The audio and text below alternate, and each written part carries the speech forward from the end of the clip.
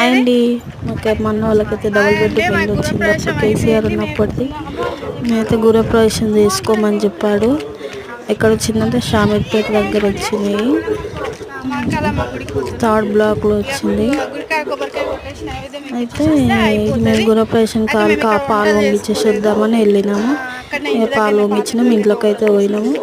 ఇంకా వంటలు అయితే అక్కడ రెంటుకున్న దగ్గరనే వంటలు చేసుకొని వస్తున్నారు చుట్టాలు.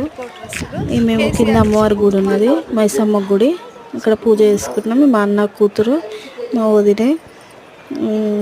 ఇండ్లు అయితే చాలా బాగున్నాయి, మంచిగా అనిపించింది. మైండ్ అయితే రిలాక్స్గా ఉంది అక్కడికి వెళ్తే.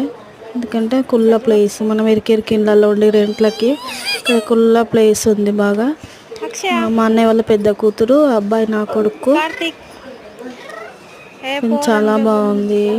కానీ అందరికీ రావాలో లేని వారికి, ఉన్నవారికి వచ్చాయి చాలా మందికి ఇండ్లు. చూసేయండి బ్లాగ్.